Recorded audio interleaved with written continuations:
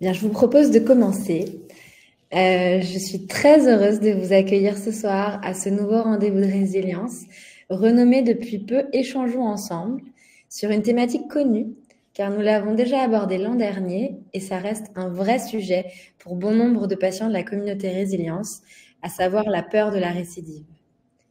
Quand on sort du tunnel des traitements et des autres examens médicaux, c'est un nouveau chapitre que l'on entame alors. La fameuse rémission fait son apparition et on cesse alors d'arpenter les couloirs de l'hôpital pour revenir à une vie normale à la maison. Nos proches entendent rémission égale guérison égale tout va bien. Tu vas redevenir celle ou celui que tu étais avant. Sauf que ce n'est pas si simple et que pour ajouter de la complexité, il reste la surveillance régulière, à savoir les examens d'imagerie, sanguins et autres, qui deviennent certes plus espacés, mais avec un enjeu de taille, surveiller que la maladie ne revient pas, qu'il n'y a pas de surprise, que tout va bien. On entend souvent parler d'épée de Damoclès au-dessus de nos têtes, de la peur de la récidive aussi, qui peut être là tapis dans l'ombre, se manifestant de manière plus ou moins prononcée selon chacun. C'est un vrai défi que d'y faire face en tant qu'ancien patient.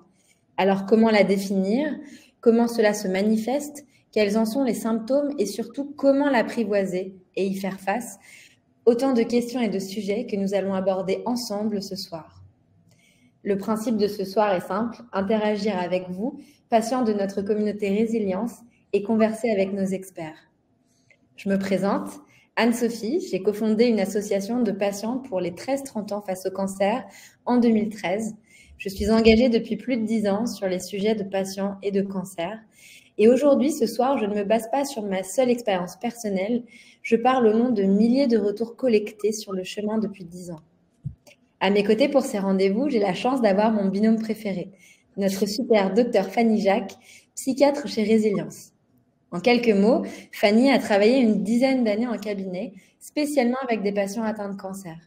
Elle a par la suite été entrepreneuse, digitale sur la santé mentale et a rejoint Résilience depuis 2 ans pour travailler avec nous sur les problématiques de santé mentale et cancer.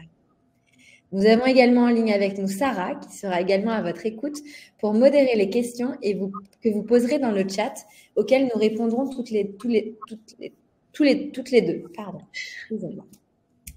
Petit avertissement, merci d'éviter des questions concernant particulièrement votre parcours de soins à vous, étant donné qu'on est sur une approche générale et que la docteure Jacques n'est pas votre médecin traitant.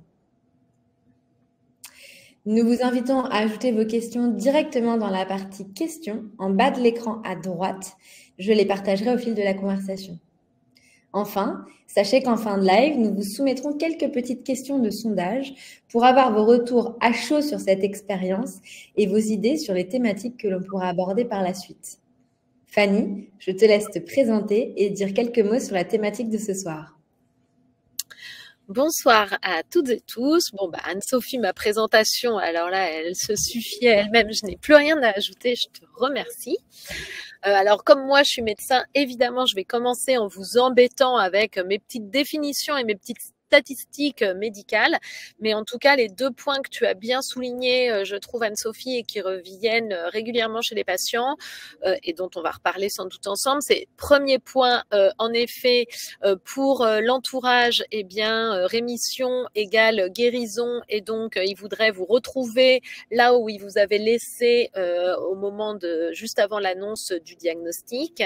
Et donc, c'est très difficile pour l'entourage de comprendre finalement tout ce qui s'est noué sur un plan physique et psychologique pendant cette maladie. Donc ça, c'est le premier point sur lequel j'insiste.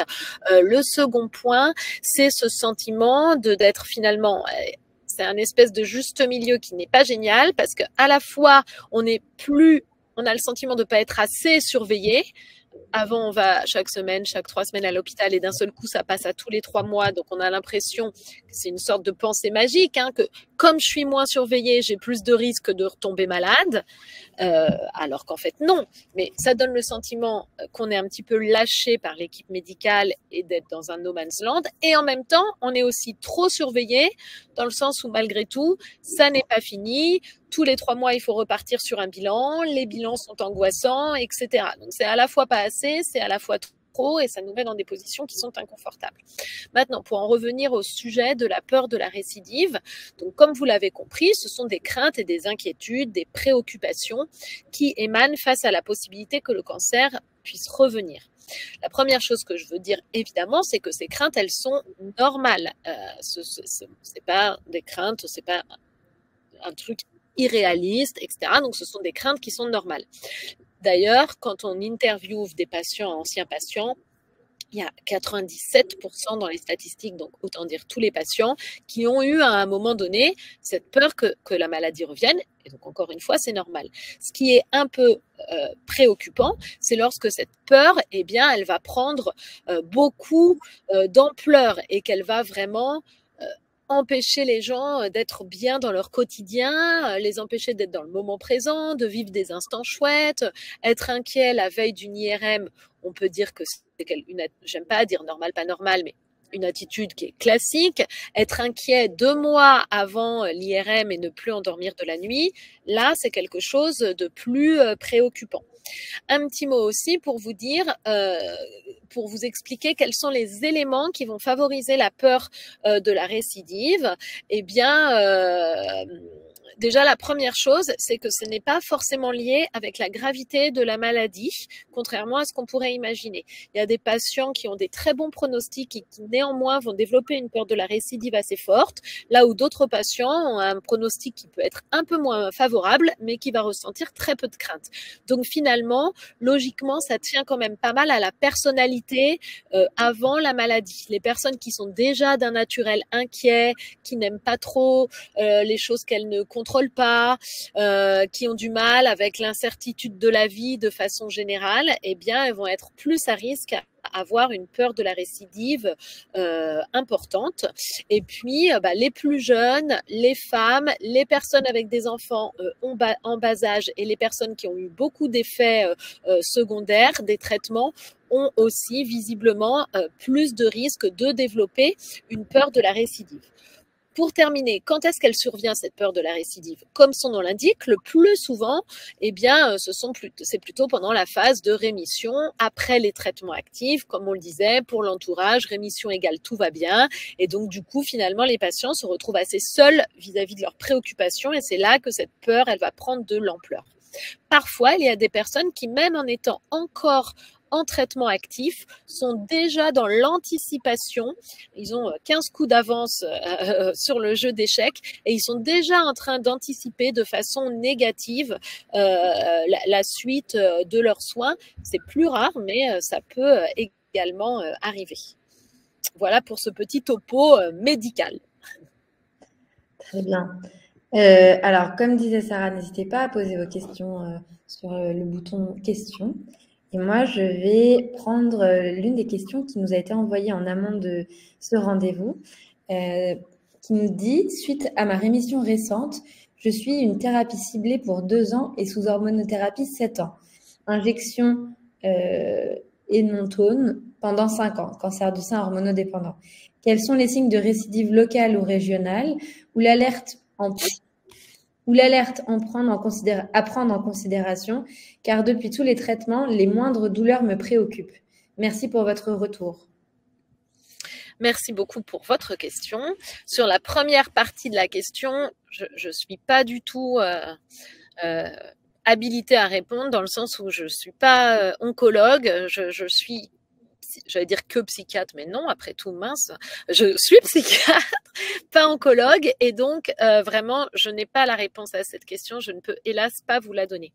En revanche, ce que j'espère pouvoir vous donner, c'est plus sur ma partie, la partie psychologique, parce que ça, c'est une question qui revient assez souvent chez les personnes après un cancer, c'est les symptômes physiques. Au-delà même de la douleur, les signaux physiques en fait. Donc, il y a plusieurs choses que je veux vous dire là-dessus. La première chose, quand on a été malade, d'ailleurs, cancer, mais autres, j'ai eu beaucoup de gens après la Covid, par exemple, eh bien, on va faire une hyper-vigilance sur des signes physiques. On n'est même pas sur un symptôme, mais on va sentir finalement notre corps fonctionner. On va avoir mal aux jambes après avoir monté les escaliers ou être resté ou mal au dos après être resté en position assise. On va sentir notre cœur qui bat là où on ne le sentait pas, etc. Et donc cette hypervigilance sur les signes physiques vont nous faire développer de la peur. Alors qu'en fait, ce sont sans doute des signes qu'on pouvait potentiellement avoir avant, mais dont on ne se préoccupait pas. Le corps, c'est une machine qui fonctionne et donc on l'entend, on le sent, surtout avec l'âge qui avance, surtout si on a été malade et qu'on a des traitements. Donc, il faut faire bien attention à cette hyper-vigilance sur les signaux physiques et il faut essayer du coup de ne pas se focaliser que sur ces signaux, mais sur tout ce qui reste. Quand on ressent comme ça de l'angoisse, il faut se focaliser. Vous savez, un peu comme un enfant qui a mal quelque part, et ben moi, je commence toujours par le mettre, c'est bête, hein, mais 5 minutes devant la télé. Si la douleur passe, c'est que sans doute, c'est pas l'appendicite. Si la douleur, elle passe pas malgré le fait que je vais changer les idées, il faut peut-être être un peu attentif. Donc, le premier truc, c'est ça, c'est d'essayer de focaliser son attention sur autre chose pour voir si le signal physique est toujours aussi fort. Ça, c'est important. Deuxième chose, il faut aussi être attentif parce que finalement, quand on est stressé, on a des signaux physiques. Et les signaux physiques, on peut croire que ce sont des signes de récidive.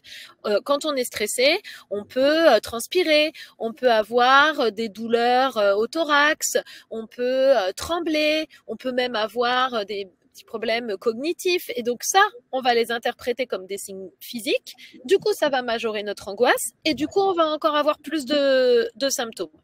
Donc ça, c'est aussi quelque chose, il faut bien faire la part des choses entre les signaux physiques et les signaux psychologiques. Et enfin, dernière fois, un petit truc et astuce, lorsque vous avez un symptôme, lorsque vous avez une douleur, pensez à cette méthode qui s'appelle la méthode du NIPP. N-I-P-P. N, c'est pour nouveauté. Posez-vous toujours la question de est-ce que cette douleur, est-ce que ce symptôme, je l'ai déjà eu ou est-ce qu'il est vraiment nouveau? Un mal de tête hyper nouveau pour quelqu'un qui n'est pas du tout migraineux, alors peut-être, si le symptôme vous déroute, mieux vaut consulter. Si vous avez tendance à avoir mal à la tête quand vous êtes souvent devant l'écran, on va dire qu'il est peut-être un peu tôt pour s'affoler. Donc ça, c'est le N, nouveauté. Le symptôme est-il nouveau et déroutant? Le I, c'est pour intensité. C'est tout bête, mais essayez de compter votre douleur entre 0 et 10. Est-ce que votre seuil de la douleur, il est atteint? Est-ce que c'est une douleur supportable? Est-ce que c'est intense? Si c'est intense, mieux vaut consulter. Le premier P, il est pour probabilité. Si vos derniers bilans, ils datent de la semaine dernière et que vous avez mal au ventre, il est quand même assez probable que vous ayez peut-être une gastro. Ou si vous avez mal au ventre, mais que vous revenez d'un séjour en Tunisie, je dis n'importe quoi, bah, la probabilité, c'est peut-être plutôt celle d'une tourista que d'une récidive. Donc, quelle est la probabilité pour que ce soit un symptôme grave? Si votre symptôme, si vous trouvez que la probabilité est élevée, mieux vaut consulter. Dernière chose, l'autre P, c'est pour persistance. Est-ce que malgré les premiers traitements tout bêtes, du Spasfon, du Doliprane, le symptôme, il persiste malgré tous vos soins de base? Si jamais votre symptôme, il est persistant, alors en ce cas, il est préférable de consulter. Essayez toujours de penser à cette méthode NIPP, la nouveauté, l'intensité, la probabilité et la persistance de vos symptômes. Très bien. Merci, docteur Jacques. Effectivement, c'est très clair. Et je ne saurais que conseiller, comme dit Fanny, de pouvoir voilà, prendre un peu de recul sur ce que vous vivez à l'intérieur et effectivement consulter si nécessaire. Ça permet, cette méthode, de rester en fait hyper pragmatique, hyper objectif, de ne pas paniquer et de rester très cartésien, et ça, c'est très important. Alors, on a une question de Eva qui nous dit « Que faut-il dire aux proches pour qu'ils comprennent que tout n'est pas fini ?» Alors ça, c'est une question super intéressante. Merci beaucoup Eva. Eh bien vraiment, votre réponse est un peu dans la question. La première chose, c'est que effectivement, il faut communiquer avec les proches et donc vraiment se poser en leur disant que rien n'est plus normal et que rien ne sera plus jamais comme avant. Ça mérite vraiment une séance quoi, de groupe, de famille, de couple. Il faut leur dire que pour vous, c'est dur qu'on vous imagine comme avant. Déjà, il faut que vous leur expliquiez. En fait, et encore une fois, ça part, je pense, c'est toujours de la mauvaise compréhension ou même ça part de bonne intention. On veut vous faire oublier que vous avez été malade. Donc, on va se comporter, on va attendre de vous que vous vous comportiez comme si vous n'aviez pas été malade. Mais ça n'est pas le cas.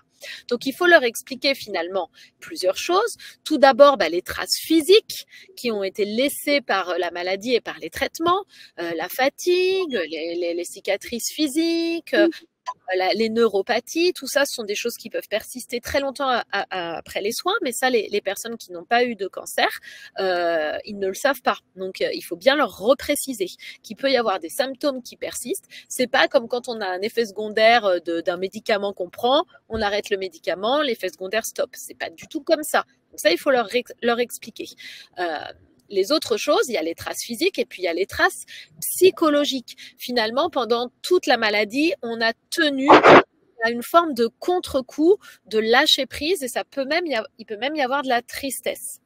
On le disait aussi, il y a de la panique, l'impression d'être moins bien surveillé. Et puis, enfin, il y a des questionnements un peu plus profonds qui apparaissent. Il y a une vraie transformation psychologique. On peut se poser des questions sur le sens de l'existence, sur avoir envie de donner un nouveau sens à sa vie, se reconnecter à ses valeurs. Et ça peut dérouter l'entourage qui ne vous reconnaît pas si jamais vous ne leur expliquez pas. Donc, il faut vraiment bien leur dire, comme je viens de vous le dire, par écrit ou par oral, que la vie d'avant, en fait, ça peut les dérouter, mais vous n'êtes plus la personne d'avant.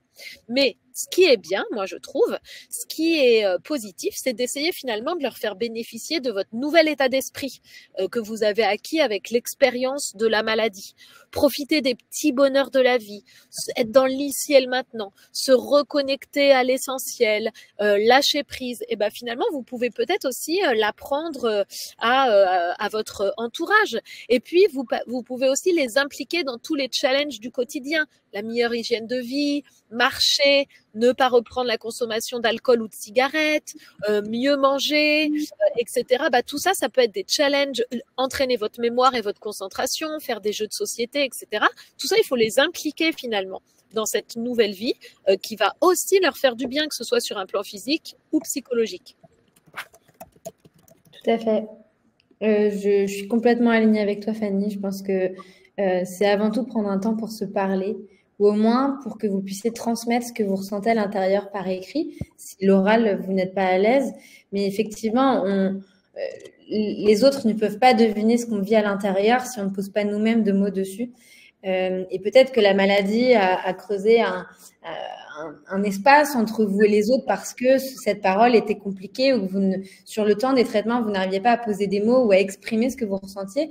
Cette phase de rémission, c'est une invitation à ce qu'effectivement vous puissiez exprimer les choses.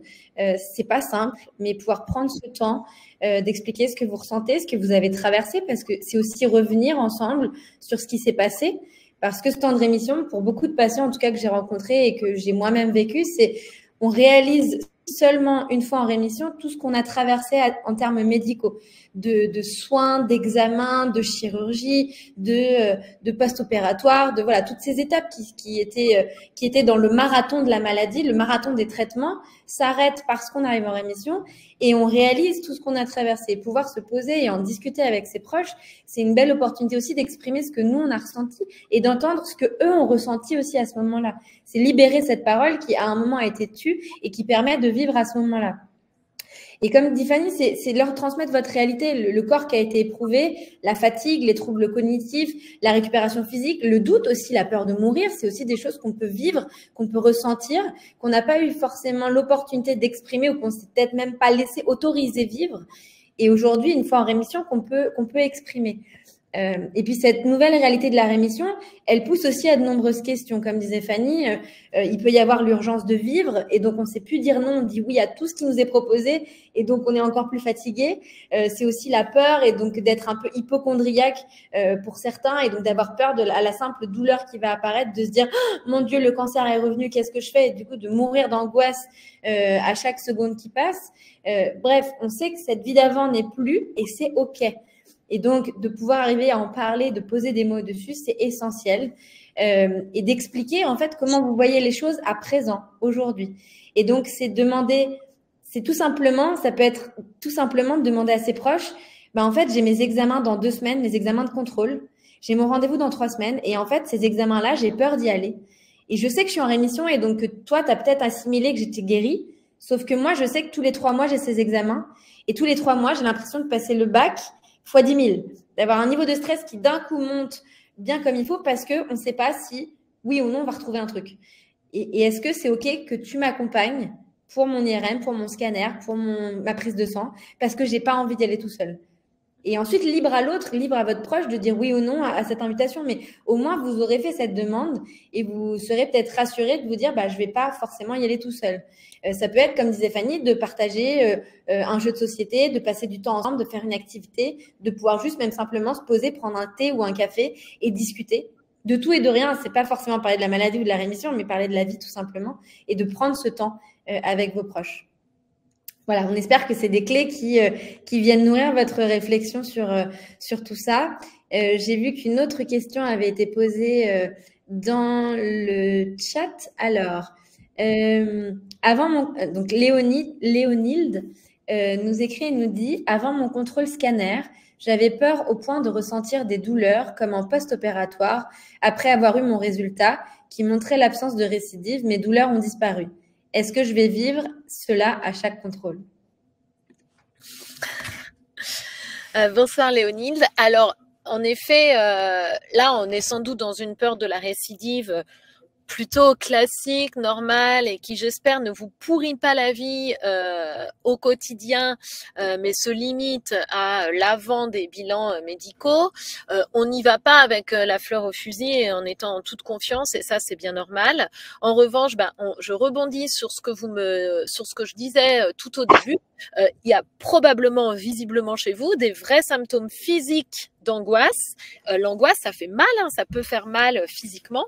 Et c'est ce qui vous arrive avant vos bilans médicaux. C'est de l'angoisse puisque vos bilans médicaux sont normaux et que cette douleur, elle disparaît après le bilan. Donc, a priori, on est plutôt sur une forme d'angoisse physique douloureuse. Il faut savoir que quand on s'angoisse, on décharge de l'adrénaline et l'adrénaline, c'est un contractant musculaire. Donc, ça peut faire mal. Ça fait mal au thorax, ça nous fait du mal à respirer, ça peut nous faire mal au dos parce que ça nous contracte le corps. Donc moi, ce que je vous conseillerais, parce qu'encore une fois, c'est pas peut-être que vous m'en avez pas parlé dans la question, mais encore une fois, si vous d'avoir de la crainte comme ça quelques jours, quelques heures avant le bilan médical, c'est pas quelque chose d'anormal. Ne vous lancez pas dans 15 ans de psychanalyse pour essayer de savoir pourquoi, comment. En revanche, il y a peut-être des petites choses toutes simples que vous pouvez essayer de faire. C'est vraiment anticiper cette peur pour la casser, la prévenir et empêcher qu'elle arrive. Maintenant que vous savez que c'est comme ça, il faut se dire, vous voyez, c'est un peu comme quelqu'un qui a la phobie de l'avion, qui va se préparer, s'il doit prendre l'avion, il va se préparer mentalement comme un coaching avant de prendre l'avion. Et vous, c'est un petit peu la même chose. Il faut que vous fassiez votre coaching, il faut pas mettre le truc de côté, il faut pas faire comme si ça n'existait pas. Et donc, ça veut dire faire peut-être de la relaxation, respiration, méditation dans les jours. Vous savez que la semaine avant votre bilan, ça va pas être une semaine super marrante. Et donc, il faut que vous préveniez ça vous pouvez chercher, il y a dans Résilience, il y a le programme de méditation, vous pouvez aussi trouver des choses en ligne, chercher des exercices à faire pour calmer vos émotions, pour être dans le moment présent, pour faire de la relaxation physique, etc. Une autre petite méthode, les quelques jours avant le bilan, c'est de vous mettre aussi à écrire. Souvent, une fois qu'on a écrit, on évacue un peu le sujet, essayez de vous dire, voilà, parce qu'en fait, il y a un moment donné, et si je récidive? Cette grande question de et si je récidive, qu'est-ce qui se passe? Si mon bilan n'est pas normal, qu'est-ce qui se passe? En fait, je vais comparer ça. C'est pas du tout quelque chose de dégradant ma comparaison, mais imaginez. En fait, il y a plein. L'humain, il déteste ce qu'il ne contrôle pas. Et aujourd'hui, en 2024, il y a très peu de choses que l'humain ne contrôle pas. Il y a la maladie. Et il y a un truc tout bête, la météo. Vous savez que l'application en dehors des réseaux sociaux la plus regardée, la plus consultée de façon compulsive, c'est la météo. Parce que ça donne aux personnes le sentiment de contrôler. Imaginez, on va comparer votre bilan de santé avec un événement, un mariage à l'extérieur ou un anniversaire ou je ne sais quoi. C'est dans une semaine, vous vous mettez vous savez pas, vous pouvez pas contrôler cette fichue météo, est-ce qu'il va pleuvoir. Vous regardez compulsivement votre météo toutes les 2 heures. Est-ce que c'est une bonne idée? Eh bien oui, c'est quand même une bonne idée parce qu'il y a des solutions alternatives qui arrivent. Et si vous voyez vraiment que la météo va être mauvaise, vous allez pouvoir mettre en place des stratégies, des solutions. Vous allez changer la date de l'événement, vous allez mettre des tentes parce qu'il pleut, vous allez changer l'endroit. Vous pouvez vraiment développer des alternatives. Donc, vous avez raison de vous angoisser et de regarder la météo parce que vous allez trouver un plan B.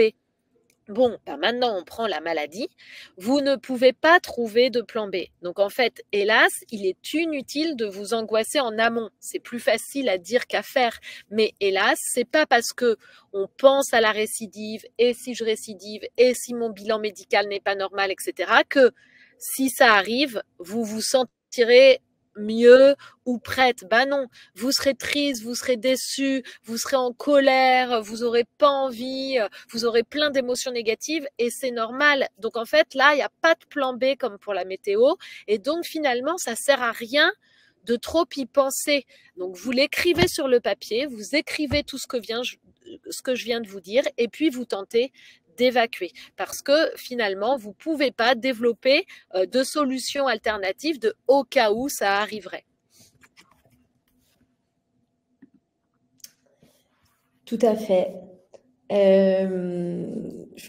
Je l'ai personnellement vécu. J'ai beaucoup de patients aussi que j'ai pu rencontrer qui avaient ces symptômes, ces douleurs physiques ou ces grandes crises d'angoisse, voire même dans le scanner ou dans l'IRM, d'avoir ces moments de grande panique parce qu'encore une fois, on n'a pas envie d'y retourner, on n'a pas envie de retourner à la chimio, on n'a pas envie de revivre ce qu'on a pu vivre juste avant et qu'on commence seulement à mettre derrière soi. L'une des choses que je peux dire moi en tant qu'ancienne patiente, c'est que le temps fait son œuvre et je vous rassure, plus on s'éloigne de la fin des traitements, plus on se tranquillise sur ces fameux examens et la peur associée de ce qui pourrait réapparaître.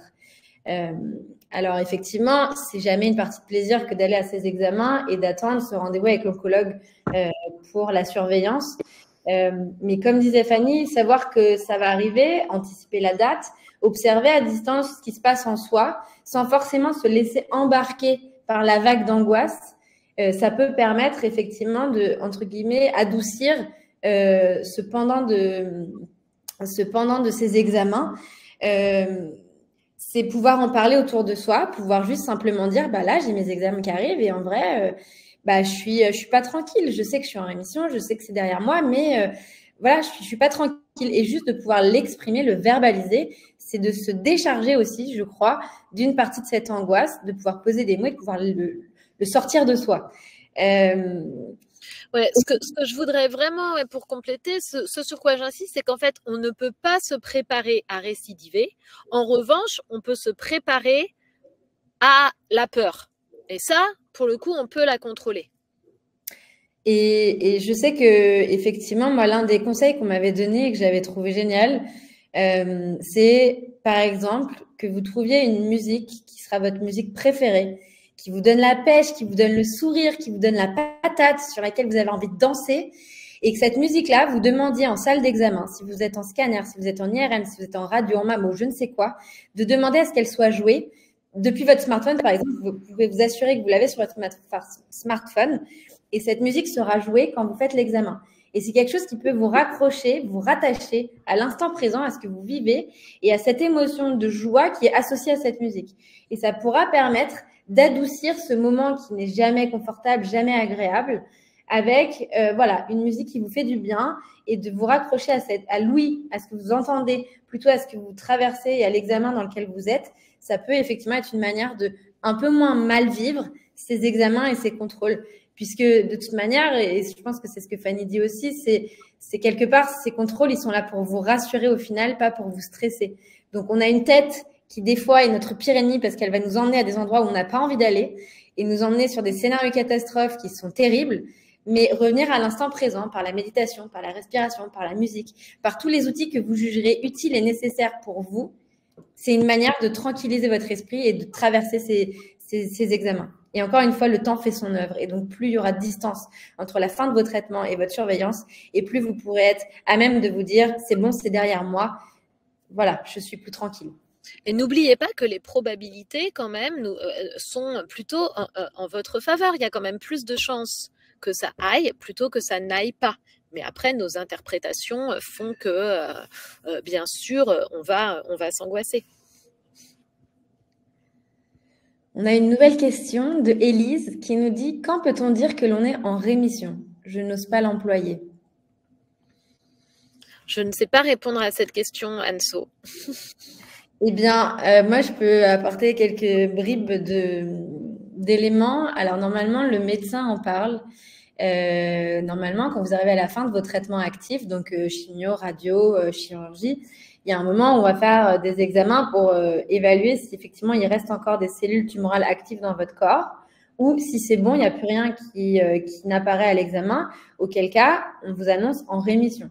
Il y a des médecins qui l'emploient, il y a des médecins qui ne l'emploient pas, mais en gros, à partir du moment où vous avez fini cette période de traitement actif et vous rentrez en phase de surveillance, c'est-à-dire qu'on vous renvoie à la maison, vous n'avez plus à venir à l'hôpital de manière très régulière, c'est-à-dire de manière hebdomadaire ou toutes les 2 semaines, et vous espacez de plusieurs semaines, voire plusieurs mois, ces contrôles où on va vous demander des examens d'imagerie de sang et où on va vous inviter à revenir à l'hôpital pour voir l'oncologue, là, on peut considérer que vous êtes en phase de rémission. Si vous êtes en doute, je vous invite à poser la question à votre oncologue qui saura vous répondre sur cette question-là. Il y a des oncologues qui ne prononcent pas le mot de rémission. En tout cas, aujourd'hui, les médecins, dans tous les cas, ne parlent plus de guérison, parlent de rémission complète. Rémission complète, c'est quoi? C'est que cette phase de rémission, c'est grosso modo les 5 ans qui suivent la fin des traitements. Cette phase de rémission, c'est en gros une manière de dire que vous êtes en surveillance. Et à partir du moment où vous passez cette barrière des 5 ans, vous arrivez en rémission complète, ce qu'on appelait avant la guérison, qui est une phase où, a priori, vous êtes sorti du bois et tout va entre guillemets bien. Après, selon les cancers, selon les aires thérapeutiques, selon ce par quoi vous êtes passé, le temps de surveillance sera plus ou moins long, la prise en charge sera plus ou moins longue. Pour les cancers hormonodépendants, il y a aussi des hormonothérapies qui sont mises en place derrière, qui sont des traitements qui sont aussi sur des durées assez longues pour effectivement essayer de pallier à ce risque de récidive qui peut être plus ou moins important pour vous. Voilà. Mais encore une fois, le conseil qui est donné pour cette question du temps de rémission, c'est de vous référer à votre oncologue et de lui poser la question par mail ou lors de votre prochain rendez-vous et de demander mais est-ce que je suis en rémission ou pas? Vous êtes légitime de poser cette question à votre oncologue. Voilà. Alors, je vais prendre une autre question que l'on a reçue. Robert nous a partagé « J'arrive au bout de mes traitements à la fin du mois, suite au diagnostic de mon cancer du testicule en fin d'année dernière. Je me réjouissais de cette perspective d'un retour à la normale, sauf qu'entre-temps, un ami de longue date, lui aussi passé par là il y a 5 ans, vient de rechuter à 66 ans. Du coup, je n'arrête pas d'y penser et cela me stresse énormément. J'ai du mal à dormir, ça m'obsède. Comment en sortir? Et quoi dire à mon ami qui, lui, fait à nouveau face à tout ça et qui ne comprend pas que je sois à distance, pas assez présent à ses côtés? » Merci beaucoup Robert pour la question. Donc déjà, Robert, je reprends la question puisqu'il dit « Je me réjouissais de revenir à quelque chose de normal ». Mais donc, comme on le disait, hélas, il n'y a pas vraiment de norme, mais en tout cas, on n'est pas comme avant. Et ça, c'est normal de ne pas être comme avant. Donc, on ne peut pas espérer, après la maladie, avoir, en tout cas du moins au début, bien sûr, mais avoir la légèreté qu'on pouvait avoir avant d'avoir été malade. Et puis, bien sûr, l'autre chose que je voulais préciser, là, on est vraiment dans un symptôme typique de la peur de la récidive, c'est-à-dire c'est une peur qui va être déclenchée, alors soit on le disait par les bilans médicaux, les examens de santé, soit également par quand on entend parler de quelqu'un qui a ou qui a eu un cancer ou qui récidive. Et donc, finalement, on va se comparer. On va se comparer, on va dire, ah bah tiens, il a le même âge, il a le même cancer, lui il est décédé, donc ça va être pareil pour moi, elle a récidivé, donc ça va être la même chose pour moi, etc. Et donc surtout, il ne faut pas oublier que chaque cas et que chaque situation est unique. Là, on parle d'une personne, de 2 personnes. Seules les études cliniques à grande échelle, avec des milliers de patients, peuvent nous donner des statistiques, des probabilités, etc. Mais on ne peut pas se comparer puisque chaque situation est unique. Donc ça, de façon plus générale, j'insiste sur en fait le fait de trouver la bonne information, d'aller chercher à la fois la quantité correcte d'informations et la qualité correcte d'informations. En quelques mots, la quantité correcte d'informations, il n'y a pas vraiment de bonne façon de faire, mais souvent, dans les patients qui ont la peur de la récidive, on voit un peu 2 extrêmes. Il va y avoir des patients qui ont envie de tout maîtriser et de tout savoir sur tout et qui donc vont s'identifier sur tout. Là, Robert, bah voilà, c'est quelqu'un de mon âge, il a une récidive, donc ça veut dire que que je vais avoir la même chose, mais peut-être c'est pas la même maladie, c'est pas le même traitement, c'est pas le même stade, c'est bon, voilà. Donc il y a des patients qui, pour avoir le sentiment de tout maîtriser, vont tout apprendre et tout chercher. Ça, c'est pas forcément une bonne quantité d'infos. Il y a d'autres patients qui, au contraire, vont faire l'autruche, avec presque dans un truc de ça porte malheur, donc je ne veux absolument rien savoir. J'évite les conversations qui tournent autour du cancer ou de la récidive, je regarde pas les informations si ça parle d'une personne célèbre qui est atteinte d'un cancer, etc., etc. Mais ça, c'est pas bon non plus, parce qu'on ne peut pas passer son temps à tout éviter tout le temps. En fait, on n'y arrive pas et ça augmente l'angoisse. Donc, la bonne quantité d'infos, c'est de ne pas trop se poser de questions au quotidien. Et en revanche, quand on a une question, comme c'est le cas de Robert, eh bien, de ne pas faire des recherches soi-même par Internet, mais plutôt d'écrire sa question et de la poser la prochaine fois qu'on verra son oncologue. Donc, il faut bien comprendre sa situation personnelle et sans tomber dans l'excès. Et autre chose, qualité correcte d'information, je vous en prie, je vous en supplie, on ne va pas voir le docteur Google, on n'écoute pas la conversation du collègue qui a perdu sa cousine atteinte d'un cancer de je ne sais quoi, on ne regarde pas BFM sur le cancer de Trucmuche, non, on choisit des médias de qualité qui sont bien sûr soit les équipes soignantes, soit des recherches Internet, mais de qualité sur les grands sites Internet que l'on connaît et qui sont référencés. Et utiliser de toutes les façons Internet le moins possible. Voilà, c'est ce que je dois dire à Robert. Et qu'est-ce qu'il dit à son copain, il dit comme il dirait à n'importe quelle autre personne en fait. Il le soutient, il l'écoute, il lui demande, il est à l'écoute de ses besoins, il lui demande ce sur quoi il peut aider, qu'est-ce qu'il a envie d'aborder, pas d'aborder, est-ce qu'il veut qu'on lui change les idées, est-ce qu'il veut qu'on parle de la récidive. Il se comporte comme il aimerait qu'on se comporte ou qu'on se soit comporté avec lui quand il était malade. Tout à fait. Je suis complètement alignée. Je pense qu'effectivement, tout le monde est différent et l'histoire de votre ami n'est pas la vôtre, Robert. Et votre angoisse est normale et naturelle. C'est évident, cette nouvelle vous bouscule, elle vous bouleverse, d'autant plus que vous êtes à quelques jours de votre rémission personnelle. Chaque histoire est singulière. Et du coup, moi, l'invitation que j'aurais à vous formuler, c'est de pouvoir expliquer votre situation et votre ressenti de cette nouvelle à votre ami. C'est votre ami, il saura vous écouter. Il est lui-même passé par la maladie, donc vous avez ce rapport de pair à pair. Non seulement vous êtes amis, mais en plus vous avez traversé quelque chose qui est similairement proche, dans le sens où vous avez vécu déjà le même type de cancer, donc probablement le même type de traitement. Alors pas forcément le même vécu physique et émotionnel, mais en revanche vous avez un terreau de connaissances ou d'expérience en tout cas qui est très similaire.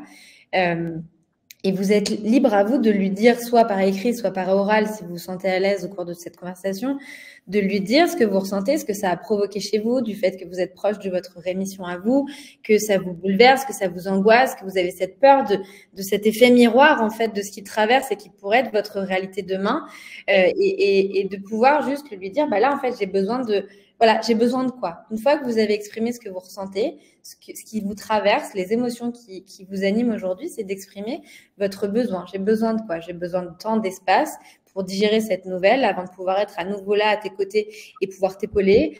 J'ai besoin, à la différence, ça peut être j'ai besoin que tu puisses écouter ce que j'ai à te dire et ensuite que je puisse être là à t'écouter à toi et être ton soutien, être un rocher sur lequel tu pourras t'appuyer, mais vraiment de pouvoir mettre des mots sur ce dont vous avez besoin, vous, et de lui laisser ensuite l'opportunité de vous dire ce dont il a besoin lui. Et peut-être ce que vous imaginez qu'il a besoin n'est pas la réalité de ce dont il a besoin. J'espère que vous m'avez suivi. Et vice-versa, peut-être que votre réaction et sa perception de votre réaction n'est pas ce que vous avez traversé vous. Et donc là encore, la chose la plus simple, c'est juste de se poser, d'en parler, et vous comprendrez la réalité de l'autre à ce moment-là, et vous saurez ensuite ou non répondre aux besoins qu'il exprime, et vice-versa. Et donc, c'est aussi nourrir cette relation, nourrir cette amitié, comme vous nourririez avec d'autres personnes. Je pense que c'est la manière la plus simple de pouvoir avancer ensemble. Et ensuite, libre à vous de dire si c'est OK ou non. Mais vous avez le droit de vous écouter. Encore une fois, votre histoire est différente de celle de votre ami.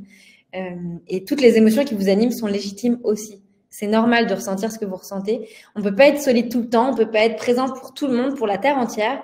La priorité, c'est d'abord de prendre soin de soi parce que personne ne le fera à votre place. Voilà, donc je vous dis ça avec beaucoup de douceur, beaucoup d'amitié, et je vous souhaite de trouver un début de rémission qui soit en tout cas le plus joyeux et le plus positif possible pour vous personnellement. On a une nouvelle question qui nous est posée par Annick, qui nous dit: est-ce qu'un choc émotionnel peut réveiller un cancer? Alors, non. Et donc ça fait partie vraiment, mais c'est une super question, je vous remercie. J'en parle, on est en train de créer, on va vous en parler dans quelques instants, un programme sur la peur de la récidive justement du cancer dans Résilience. Et j'en parle beaucoup de ces fausses croyances, ces idées reçues, et qui sont terribles parce qu'elles sont hyper culpabilisantes en fait, ces fausses croyances. Moi, je trouve qu'elles vont commencer beaucoup. Je suis toujours un peu agacée là quand j'entends les médias. Kate Middleton est en train de se battre contre son cancer. Johnny Hallyday a perdu la guerre contre son cancer. Comme si ils y étaient pour quelque chose et comme si ils avaient eu le pouvoir à un moment donné de gagner ou de perdre. Ce n'est pas un ennemi à abattre. Donc ça, c'est une première chose. Et moi, je trouve que ce discours, il est finalement assez culpabilisant pour les personnes qui souffrent ou qui ont souffert d'un cancer. On n'a pas le pouvoir, la maîtrise psychologique.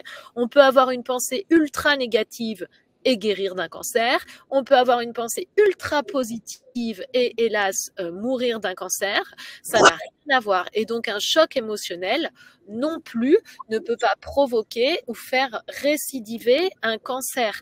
En revanche, la seule chose, le seul lien que je peux voir, c'est une sorte d'effet indirect. Par exemple, quelqu'un qui est hyper stressé, il va moins bien dormir, il va moins s'alimenter, il va reprendre sa consommation de cigarettes, et ça, c'est des conduites à risque qui peuvent à terme déclencher une maladie, le cancer ou autre, par exemple. Mais là, on est dans un truc très indirect. Un choc émotionnel, ça peut nous stresser, on se met à fumer, à mal manger, etc. Donc, même chose, mais de façon directe, la réponse, c'est non, ultra non. Ça fait partie des fausses croyances, et je trouve que c'est très culpabilisant.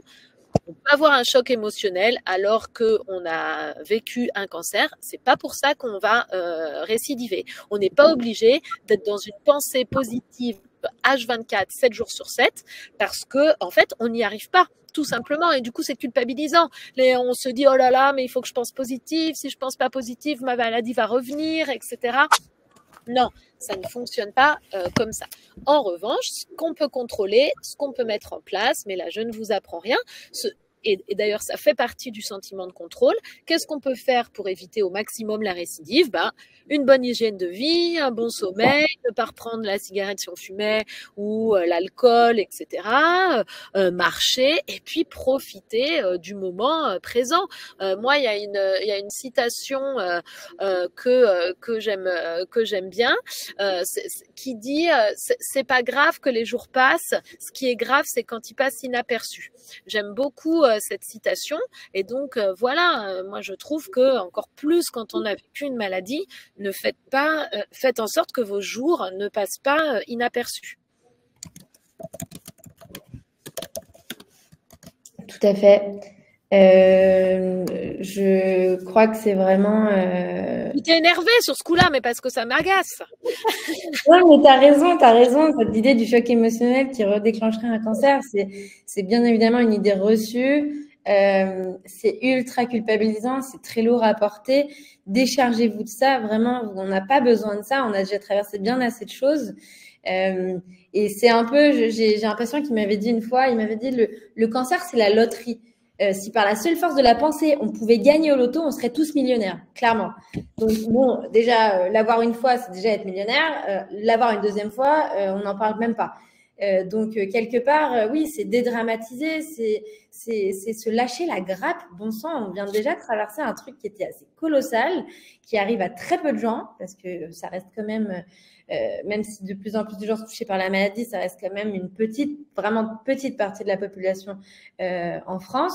Comme disait Fanny, il y a ce langage de la lutte, du combat, de la guerre, le rapport de survivant à l'anglo-saxonne, on parle de survivants aux États-Unis par exemple, alors qu'en France on parle d'anciens patients.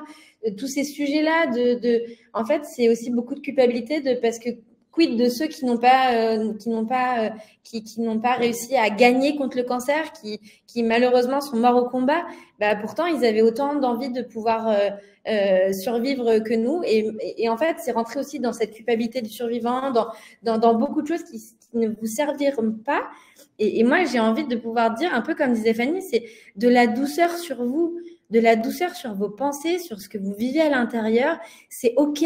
C'est OK d'avoir des coups de mou, c'est OK d'avoir des coups de bonne humeur, de volonté, d'énergie, de je suis fatiguée. Enfin, c'est la vie, en fait. C'est au quotidien. C'est comme ça, qu'on soit malade ou qu'on soit pas malade. On a des moments où on est bien, des moments où on est moins bien. Le côté dents de scie, on le vit. Alors, c'est peut-être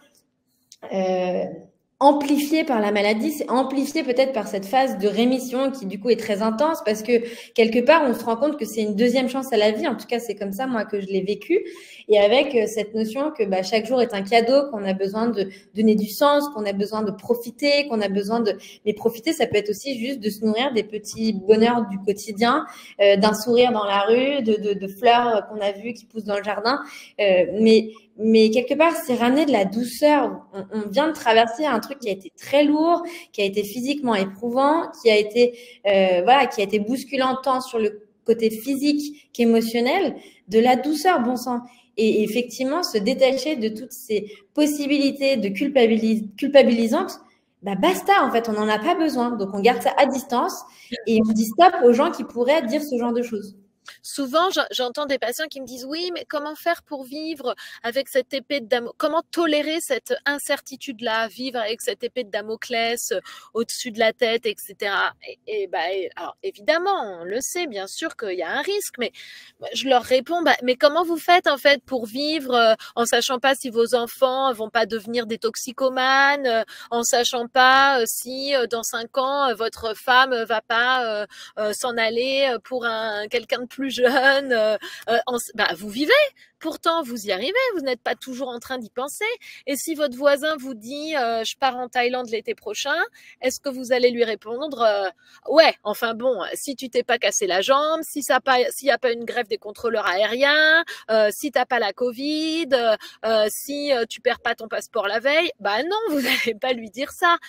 En fait, il faut essayer de se mettre dans ce même état d'esprit. En fait, l'être humain vit avec de l'incertitude, sauf qu'on s'en rend plus compte.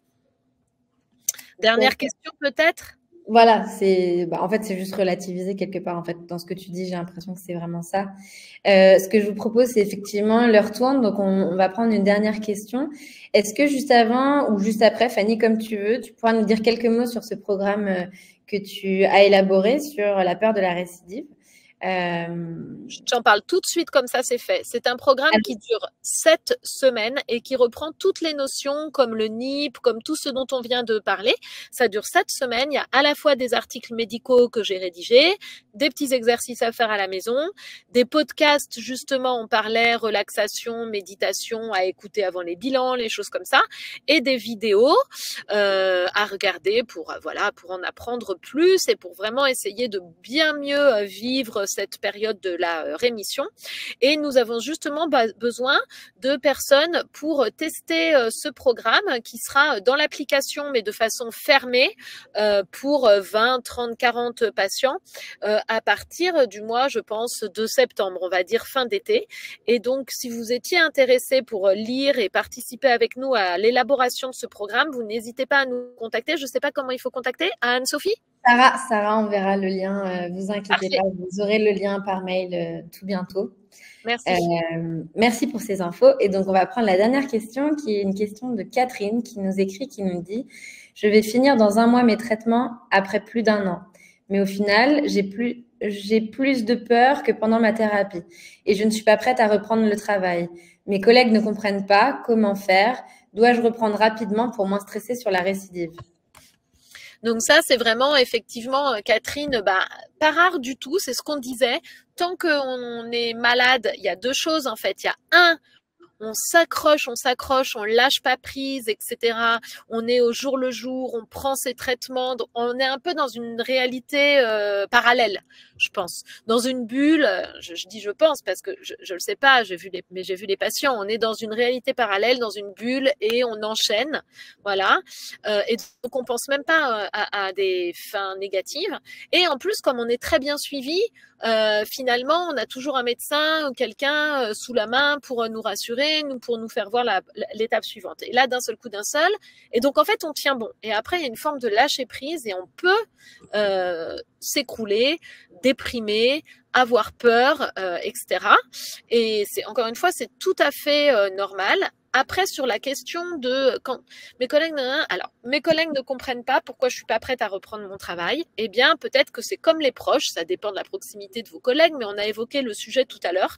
Expliquez-leur, si vous en sentez capable, ou en tout cas auprès d'un collègue qui fera ensuite la transmission de l'information, les modifications physiques, les modifications psychologiques, la peur de la récidive, qu'est-ce que c'est et comment ça se manifeste, et que c'est pas parce que une maladie est en rémission qu'on n'a pas le droit qu'il nous faut être tout de suite bien du jour au lendemain et que ça prend du temps. Donc déjà, vous pouvez leur expliquer.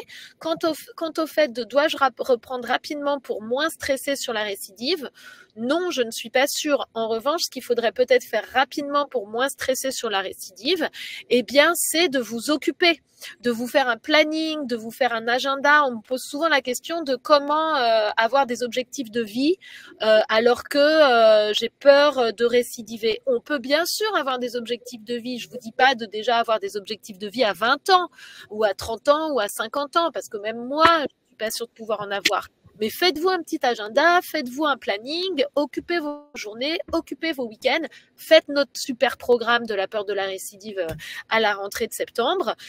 C'est pas tant reprendre le travail pour diminuer le stress, mais c'est vraiment, vous occupez, vous reprendrez le travail quand vous vous sentirez bien dans votre corps et bien dans votre tête. On ne reprend pas le travail pour s'éviter de stresser. On reprend le travail parce qu'on a envie de le faire et qu'on se sent capable de le faire. Tout à fait.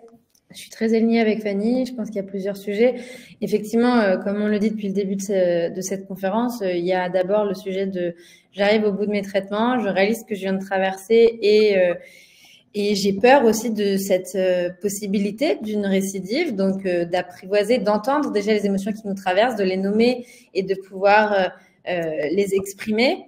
Et puis, il y a cette notion de reprendre le travail que vous associez à tout ça, avec cette question de les gens ne comprennent pas. Les gens ne comprennent pas peut-être parce que vous n'avez pas exprimé ce qui vous traverse. Donc, ils ne peuvent pas savoir, les gens, les effets secondaires des médicaments qui durent longtemps et tout ça. Ils ne peuvent pas le savoir, on ne connaît pas. Tout à fait. Donc, c'est une première piste à explorer. Et puis après, sur la reprise du travail, il y a des étapes et des dispositifs qui existent, qui sont mis en place et dont vous pouvez vous saisir. Déjà, il y a le go de votre oncologue et ou de votre médecin généraliste qui jugeront que vous êtes apte à pouvoir reprendre le travail. Ça, c'est une première étape. Ensuite, si vous avez été en arrêt de longue durée, arrêt maladie de longue durée, il y a une visite de pré-reprise que vous devez avoir avec le médecin conseil de la médecine du travail. Et ce médecin va lui aussi évaluer si vous êtes prête à reprendre votre poste.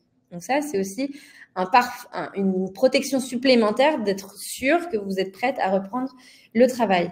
De là, il y a la reconnaissance de qualité de travailleur handicapé, la RQTH, que vous pouvez demander. C'est aujourd'hui une reconnaissance qui vous permet d'avoir des aménagements de poste et de temps qui vous permettront de pouvoir adapter votre poste parce que vous avez été malade. Donc, c'est une manière aussi supplémentaire pour les ressources humaines, notamment, de pouvoir mieux entendre ce que vous traversez. Et puis, vous pourriez aussi demander un mi-temps thérapeutique pour vous accompagner sur votre retour au travail progressivement. Donc ça, c'est vraiment l'aspect un peu plus administratif et ce qui vous est possible de faire.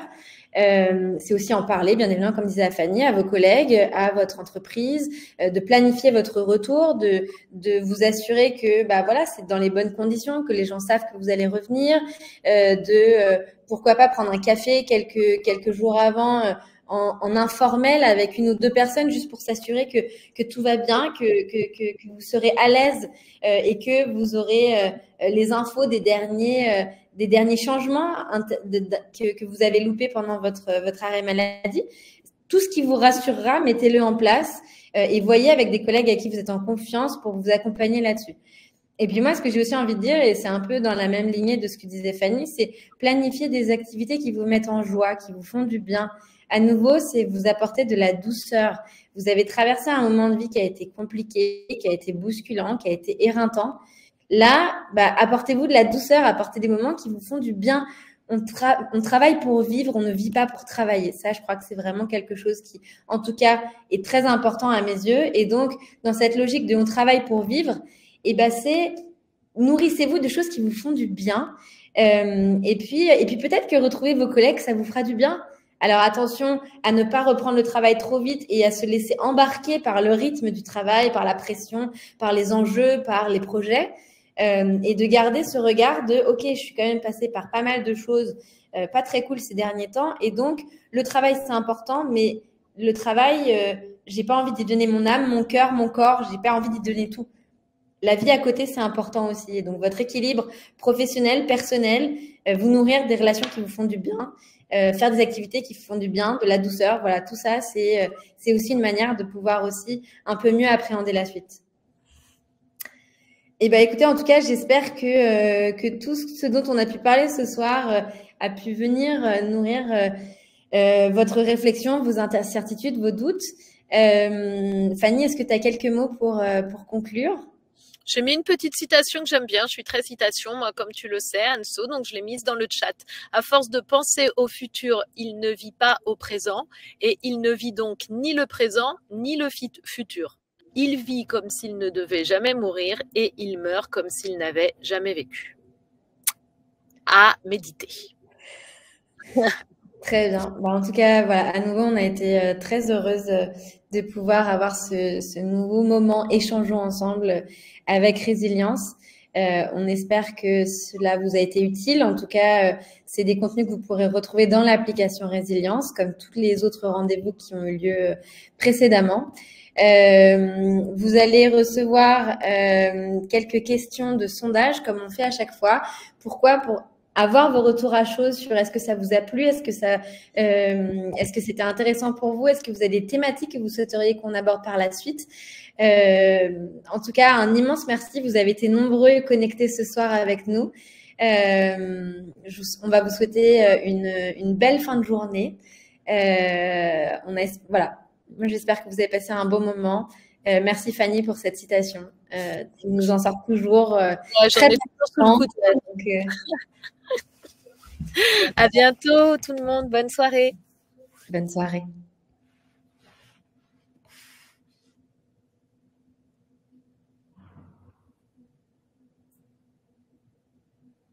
Et merci à tous vos messages. Ah, attendez, la citation, elle est de qui? Je ne sais. Attendez, du Dalai Lama, bien sûr, cette citation. Dalai Lama, notre maître à tous. Allez, au revoir.